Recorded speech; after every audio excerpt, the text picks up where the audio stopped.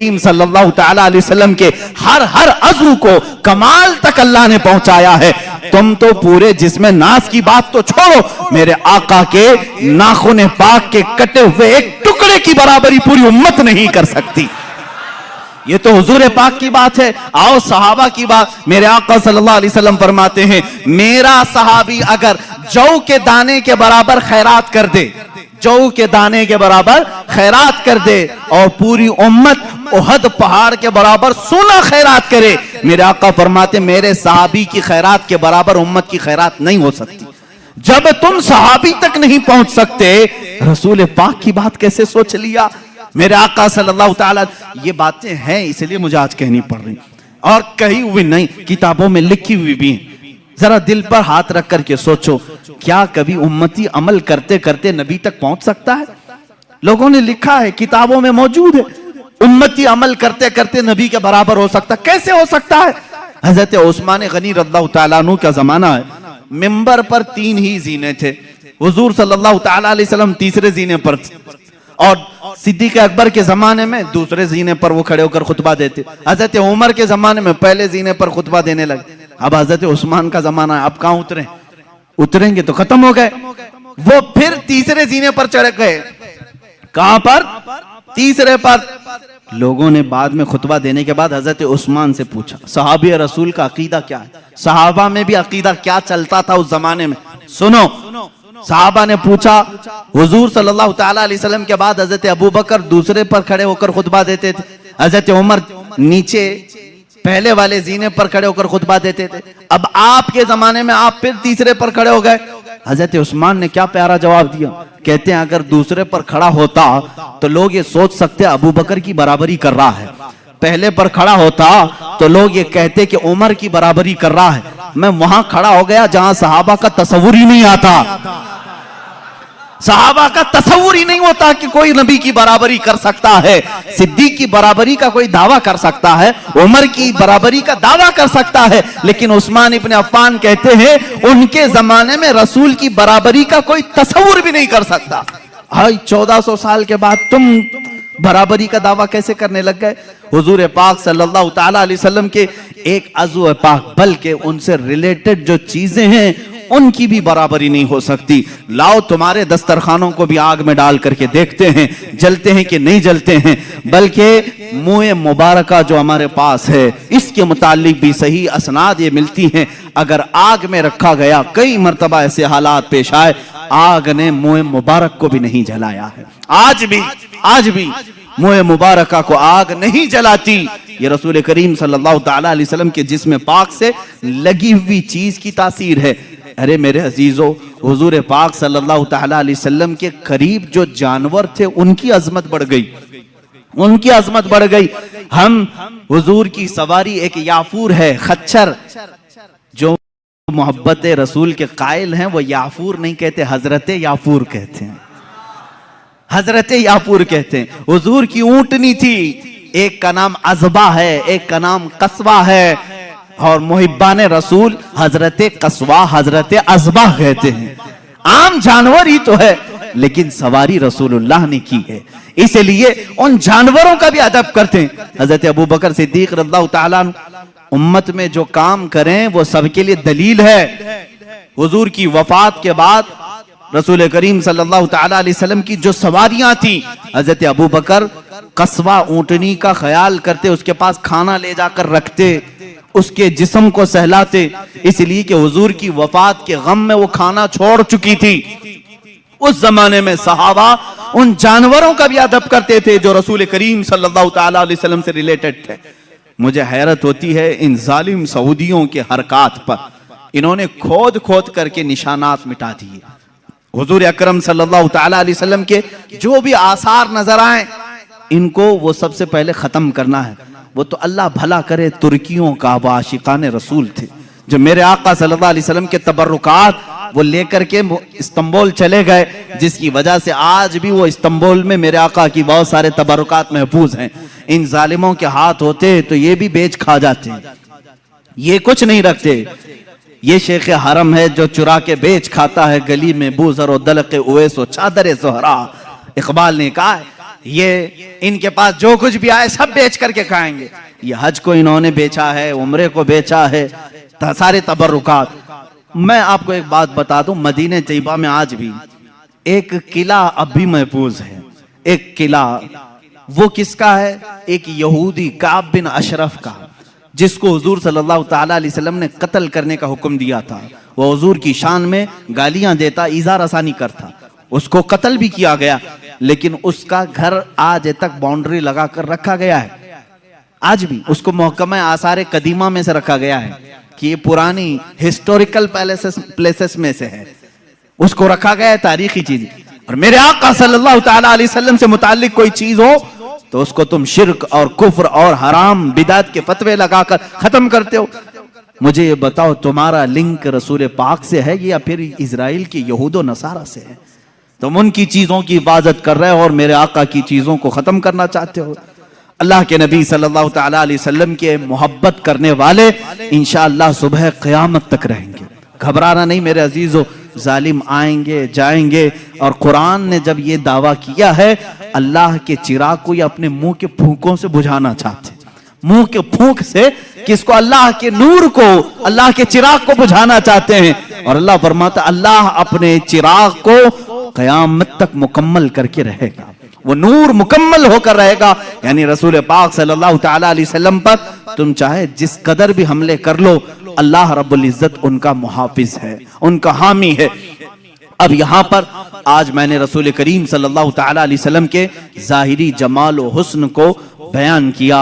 इसके आखिर में मैं दर्स और इबरत के लिए आपको ये बताऊंगा, जो कुछ भी मैंने बयान किया नजरों में है, आपके जहन में है, आपके हुजूर का चेहरे मुबारक कैसा था, हुजूर के रुखसार मुबारक, लबहाए नाज, वो आंखें, वो पेशानी, वो दस्तहाए मुबारक, वो दंदाने मुबारक जब मुस्कुराएं। यहाँ तक के सहाबा ने हुजूर के अमामा पहनने का तरीका तक बताया है। और रसूल करीम सल्लल्लाहु ताला अलैहि वसल्लम का एक शिमला कभी सर के ऊपर इस तरह से होता, कभी कंधों के पीछे लटका हुआ होता। हुजूर जो लिबास पहनते, अक्सर हुजूर अकरम सल्लल्लाहु ताला अलैहि वसल्लम ने तहबंद पहनी और ऊपर से चादर रखा, और कभी जुब्बा भी पहना और कभी कुर्ता भी पहना, जिसको कुबा कहते हैं, नीचे तक का। ये भी हुजूर पाक सल्लल्लाहु अलैहि वसल्लम से साबित है, यह हुजूर का लिबास पाक है। रंग कौन कौन सा पहना वो भी सहाबा ने लिखा है। हुजूर ने सुर्ख रंग भी पहना है, अक्सर सफेद को पसंद करते थे, और काला भी हुजूर ने पहना है। और अमामे में 4 कलर बताए गए हैं,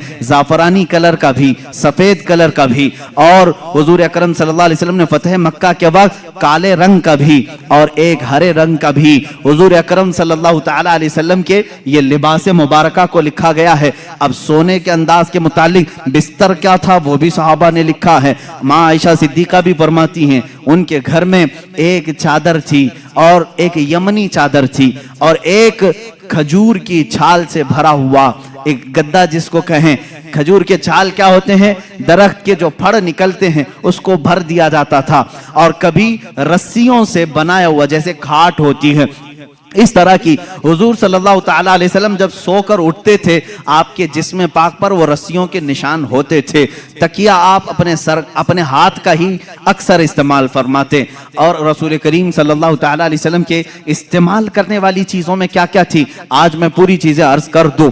अल्लाह के हबीब सल्लल्लाहु ताला अलैहि वसल्लम सुरमा लगाते और पसंद भी फरमाते, और इरशाद फरमाते, इस्मत सुरमा लगाया करो, तुम्हारी आंखों में वो नूर को बढ़ाता है और तुम्हारी पलकें उगाता है। इस्मत एक सुरमे का नाम है। हुजूर अकरम सल्लल्लाहु ताला अलैहि वसल्लम तेल इस्तेमाल फरमाते, तेल अपने सर पर भी, अपनी दाढ़ी मुबारक, अपनी मूंछ पर, अपनी भवों को हुजूर अकरम सल्लल्लाहु ताला अलैहि वसल्लम सोने से पहले इस्तेमाल फरमाते। ये हुजूर के आदाब हैं, हुजूर की सुन्नतें हैं। अब खाने में क्या पसंद फरमाते? अल्लाह के नबी सल्लल्लाहु ताला अलैहि वसल्लम अक्सर जौ की रोटी खाते थे, और वो मोटी किस्म की होती, बगैर छने हुए आटे की होती थी। हज़रत आयशा सिद्दीक़ा रज़ियल्लाहु ताला अन्हा फरमाती हैं, हुजूर सल्लल्लाहु ताला अलैहि वसल्लम को एक ग़िज़ा पसंद थी जिसको सरीद कहते हैं। सरीद क्या है? गोश्त का सालन रोटी के ऊपर डाल दिया जाता और रोटी को चूर करके जैसे खिचड़ी बनती है, ये सरीद मेरे आका को बहुत पसंद थी। और हुजूर सल्लल्लाहु ताला अलैहि वसल्लम सब्जियों में लौकी शरीफ बहुत पसंद करते थे, यानी जो लंबा कद्दू होता है, गोल वाला नहीं, लंबा वाला कद्दू, ये हुजूर अकरम सल्लल्लाहु ताला अलैहि वसल्लम को बहुत पसंद था। यहाँ तक कि हज़रत उम्मे सलमा फरमाती हैं, जब सालन के कटोरे में कद्दू के टुकड़े होते, हुजूर एक एक टुकड़ा चुन चुन करके अपने बर्तन में लेते थे। लौकी शरीफ मेरे आका सल्लल्लाहु ताला अलैहि वसल्लम को पसंद थी। लेकिन हज़रत आयशा ये भी फरमाती हैं, जिंदगी भर मैंने हुजूर सल्लल्लाहु अलैहि वसल्लम के दस्तरखान पर कभी 2 सालन जमा होते हुए नहीं देखा, कभी 2 सालन नहीं आए। अक्सर तो ऐसा होता कि खजूरों पर हुजूर अकरम सल्लल्लाहु ताला अलैहि वसल्लम गुजारा करते। एक हय्यिस नाम की ग़िज़ा है, और भी ग़िज़ाएं हैं, मैं तफसील में नहीं जा रहा हूँ। हय्यिस नाम की ग़िज़ा, घी और शहद, घी और खजूर को मिला करके गर्म किया जाए, गुठलियां निकाल करके, ये भी हुजूर अकरम सल्लल्लाहु अलैहि वसल्लम की पसंदीदा ग़िज़ा थी। हुजूर इसको पसंद फरमाया करते थे। खाने की ये चीज़ें हैं, पहनने की ये चीज़ें हैं, आराम करने के अंदाज ये हैं। अल्लाह के हबीब सल्लल्लाहु ताला अलैहि वसल्लम कपड़े कब कब बदलते थे, कब कब आप गुस्ल फरमाते थे, ये भी लिखा हुआ है किताबों में। रसूल करीम सल्लल्लाहु ताला अलैहि वसल्लम हर दूसरे दिन गुस्ल भी फरमाया करते, और लिबास हफ्ते में 2 या 3 मरतबा। और जब कभी कोई वफ्द या कोई कबीला मुलाकात के लिए आए, आपके जिस्म पाक पर निहायत ही अच्छी कीमत वाला जुब्बा होता था लोगों से मुलाकात करने के लिए, और आपका अमामा मुबारका निहायत ही अजीम लगता, ऐसे कि अचानक कोई देख ले तो उस पर रौब तारी हो जाए, और जो हमेशा मिलने वाला देखता तो आंखें पलकाना झपकाना भूल जाए। हुजूर पाक सल्लल्लाहु ताला अलैहि वसल्लम जब इस सफेद रंगत पर काले रंग का अमामा शरीफ पहनते थे तो सहाबा कहते हैं ऐसा लगता कि दिन के उजाले में रात छा गई हो। ये रसूल करीम सल्लल्लाहु ताला अलैहि वसल्लम अपने हाथ में असा मुबारका भी इस्तेमाल फरमाते रहे। असा हुजूर अकरम सल्लल्लाहु अलैहि वसल्लम लेकर चलते भी थे। साहबा ने ये भी बताया हुजूर के चलने का अंदाज कैसा था। हुजूर अकरम सल्लल्लाहु ताला अलैहि वसल्लम लंबी कामत के थे, बहुत ज्यादा लंबे भी नहीं, बहुत ज्यादा पस्त भी नहीं, लेकिन दरमियान में सारे मजमे में आप नजर आते। लेकिन जब चलते थे तो ऐसा लगता जैसे ऊंचाई से नीचे कोई उतर रहा हो, यानी थोड़ा झुक करके, कि सर उठा करके, घमंड और गुरूर से नहीं, बल्कि अपना सर मुबारक झुका करके, और आंखें नीचे ही होती थी। इसीलिए इमाम अहले सुन्नत फाजिल बरेलवी रहमतुल्लाह ताला अलैह ने फरमाया है, नीची नजरों की शर्मो हया पर दुरूद, ऊंची बीनी की रिफअत पे लाखों सलाम। हुजूर नीचे निगाहें रख करके चलते थे। ये सारी चीजें जिसने अपनी आंखों में बसा लिया, मेरे आका का हुलिया मैंने तुम्हें दिखा दिया। हुजूर दिखते कैसे थे? उम्मीद है आज सोओगे तो वो जलवा नजर आ जाएगा। मेरे रब की जात से यकीन है हम देखेंगे मेरे आका को, तस्वूर की नजर में ही सही, ख्यालात की निगाहों में ही सही। इसलिए कि खालिद बिन वलीद रज़ियल्लाहु ताला अन्हु के जमाने में एक वाकया ऐसा पेश आया था। एक किले का उन्होंने मुहासरा किया था, ईसाइयों का किला था, फतह नहीं हो रहा था। ईसाई भी लड़ने में माहिर थे, सहाबा यहाँ जवान सहाबा थे। ईसाइयों ने अंदर बैठ करके एक मशवरा किया, इनसे लड़ते नहीं, इनको एक काम करें, धोखा देते हैं। ईसाइयों ने क्या मशवरा किया? 3 दिन का टाइम ले लो और इनसे कहो बाजार से गुजरते हुए आओ। ईसाइयों ने अपने पादरी से पूछा क्या करेंगे? पादरी ने कहा शहर की जितनी खूबसूरत लड़कियां और माल और दौलत सब ले आओ, रास्ते में बिछा दो, नंगी लड़कियों को खड़ा करो। इसलिए कि खालिद बिन वलीद के साथ जितने आए सब जवान हैं, सब नौजवान हैं। तवज्जो चाहता हूं जवानों, जिनकी नजरें इतनी हल्की हैं कि हर हसीना की तरफ निकल जाएं, उठ जाएं। ये मोमिन की शान नहीं, हर चमकती हुई चीज को देख ले, हर रंगत वाली को देख ले, ये मोमिन की शान नहीं। अब खालिद बिन वलीद की जो फौज थी, उनका जो लश्कर था वो जवानों से भरा था। ईसाइयों ने गलीज मंसूबा बनाया, नापाक मंसूबा। आज भी यही बना रहे हैं हमारे साथ, आज भी बना रहे हैं हमारे जवानों को अपने दामे फरेब में खींचने के लिए। खालिद बिन वलीद को ईसाई ने बुलाया, कहा हम तुमसे लड़ना नहीं चाहते, हमारी एक शर्त है, 3 दिन के बाद अपने साथियों को लेकर के फलां बाजार से तुम इस किले तक आ जाओ, सही सलामत पहुंच गए तो हम किले की चाबियां यूं ही तुम्हें दे देंगे, लड़ेंगे नहीं। खालिद बिन वलीद मंजूर कर लेते हैं, गए। 3 दिन तक आप सोचते रहे इतनी जल्दी हार क्यों मान लिया? हार कैसे मान गए? कुछ तो दाल में खाला है। उसके बाद 3 दिन गुजर गए, अपनी फौज को लेकर वो जैसी बाजार में आए, हसीनाओं पर नजर पड़ गई। आधे लिबास में, कुछ नंगे लिबास, नीचे मालो दौलत बिछाया हुआ है। यही दो चीजें तो जवान को खरीदती हैं, एक शबाब है, एक दौलत है। हुस्न शबाब इसका दिल दादा है या दौलत का दिल दादा है। जवान इन्हीं दो चीजों के पीछे अपना सारा तकवा खत्म करता है, ईमान बेच डालता है। लेकिन वो खालिद बिन वलीद के जो जवान थे रुक गए, जहां थे वहीं कदम रुक गए। हजरत खालिद बिन वलीद ने पलट करके कहा, ए जवानों, आज तुम्हारे इम्तिहान का दिन है। जिहाद के मैदान में नहीं कहा इम्तिहान का दिन, कहा यहां इम्तिहान का दिन है। लड़ाइयों में तो वो माहिर थे, किसी तलवार से खौफ खाने वाले नहीं, लेकिन ये हुस्न और जमाल की तलवारें अगर कहीं काट डालें तो भयानक नतीजा आ सकता है। खालिद बिन वलीद ने कहा, अगर आज तुम्हारा किसी का भी कदम डगमगाया, कयामत तक आने वाली उम्मत तुम पर लानत भेजेगी, और अगर संभल कर चले आने वाली नस्लें तुम पर रहमतों के फूल बरसाएगी। पूछा उन जवानों ने, हमें क्या करना चाहिए? खालिद बिन वलीद ने कहा, कुछ भी मत करो, अपने नबी की सुन्नत पर अमल करो। कहा, कौन सी सुन्नत पर? कहा, क्या तुम नहीं जानते मेरे मुस्तफा सल्लल्लाहु अलैहि वसल्लम जब बाजार में चलते थे तो अपनी नजरें नीची करके चलते थे। बस इस सुन्नत पर अमल करके चलो, इधर उधर नजर नहीं करना। बाजार में गुजरने की ये सुन्नत है जवानों। हर एक को ताकना ताड़ना ये मोमिन की शान नहीं। इसीलिए मेरे आका ने फरमाया, बाजार में सबसे पहले मुनाफिक दाखिल होता है और सबसे आखिर में मुनाफिक आता है। पूरा वक्त वो बाजार में देता है, मोमिन थोड़ी देर के लिए जाता है, अपना काम करके वापस आ जाता है। और हुजूर ने मुनाफिक और मोमिन की दोनों शान बयान की। मुनाफिक बाजार में सबसे पहले जाता है और सबसे लास्ट में निकलता है, और उसके अपोजिट में फरमाया, मोमिन कहां जाता है? कहा, मस्जिद में मोमिन सबसे पहले जाता है और सबसे लास्ट में निकलता है। मुनाफिक यहाँ लेट से आता है, जल्दी भागता है। बहरहाल सहाबा को हजरत खालिद बिन वलीद ने कहा, अब सहाबा के गुजरने का अंदाज जो लिखा है तारीख में, अल्लाह अकबर, ऐसा गुजर रहे थे कि अगर उनके सरों पर अगर अंडा भी रख दिया जाता तो नहीं गिरता। ऐसे बिल्कुल फौजियाना चाल वो चलते हुए इधर आए। वो तो ईसाई फातिहाना शान और जश्न मनाने की तैयारियां कर रहे थे कि सारे बहक गए होंगे, सब गर्क हो चुके होंगे, अभी हम उन पर हमला आवर होंगे। लेकिन थोड़ी देर में ये पूरी फौज को सही सलामत देखा। वादे के मुताबिक उस ईसाई पादरी ने चाबियां तो दे दी। खालिद बिन वलीद से पूछा, ए खालिद, ये कौन सी फौज जमा किया तुमने? ये कौन से जवान हैं?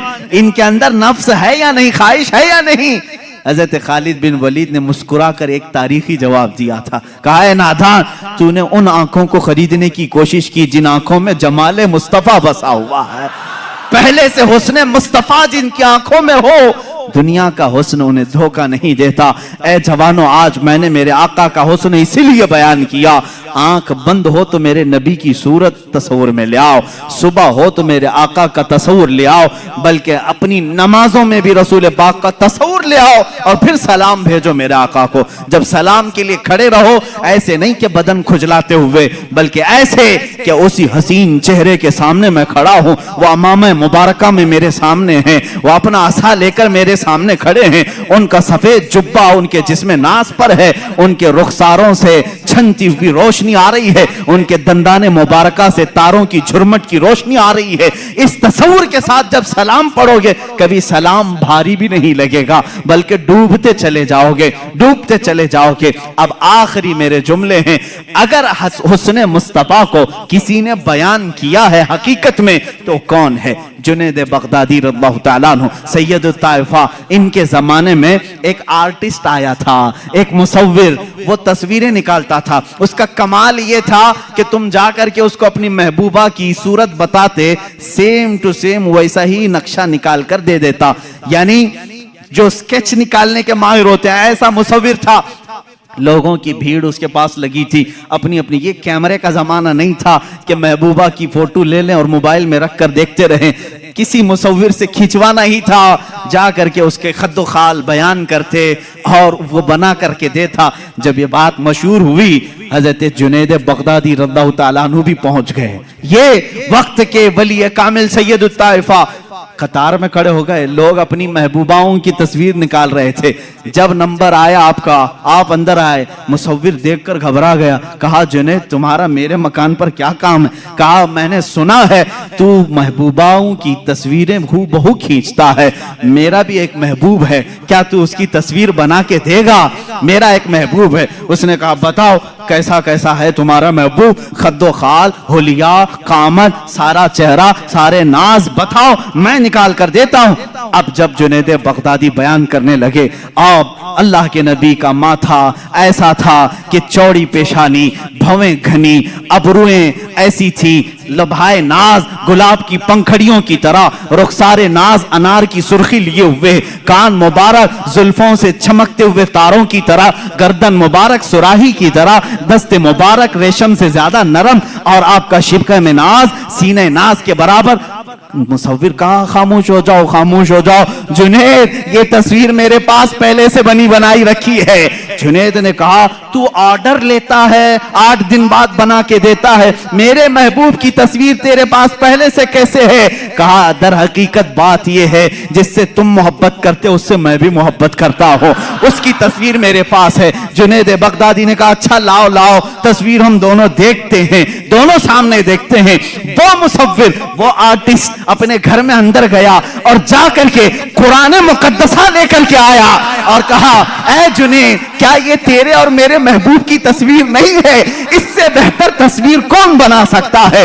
लो कुरान खोलो और आंख पलटो, रसूल का चेहरा देखना हो पढ़ो वद्दुहा वल्लैलि इज़ा सजा, जब रसूल की जुल्फें पढ़नी हो पढ़ो वल्लैलि इज़ा सजा वल्लैलि इज़ा यग़शा, जब रसूल पाक के हाथ मुबारक को बयान किया है मौला ने, कहा वमा रमैत इज़ रमैत वलाकिन्नल्लाह रमा, रसूल पाक की आंखों को बयान किया मौला, मा ज़ाग़ल बसर वमा तग़ा लक़द रआ मिन आयाति रब्बिहिल कुबरा, रसूल पाक के कदमे नास को अल्लाह ने फरमाया है ला उक़सिमु बिहाज़ल बलद व अंत हिल्लुम बिहाज़ल बलद। अरे तेरे रब ने तेरे हबीब का सीना भी बयान किया है, अलम नशरह लका सदरक व वदअना अन्का विज़रक, रसूल पाक के हर अज़ू को कुरान पाक में बयान किया है। इसीलिए शायर ने, नज़मी ने कहा है, मारहरा के शायर ने, आगाज से आखिर तक कुरान है नाते मुस्तफा, महबूब के बयान का कैसा अनोखा ढंग है, महबूब के बयान का कैसा अनोखा ढंग है। ये कुरान पाक से भी मैंने हुस्न मुस्तफ़ा बयान किया है। मेरे अजीजों आज क्या ये मौजूए सुखन था, जमाले मुस्तफ़ा, हुस्न मुस्तफ़ा, आका कौनैन सल्लल्लाहु तआला अलैहि वसल्लम का होलिये मुबारका। बात तो हकीकत ये है जो इमाम अहले सुन्नत ने फरमाया है कि खुदा ने है वो मर्तबे तुझको दिए, कोई तुझसा हुआ है ना होगा शाह, तेरे खालिक हुस्न अदा की कसम।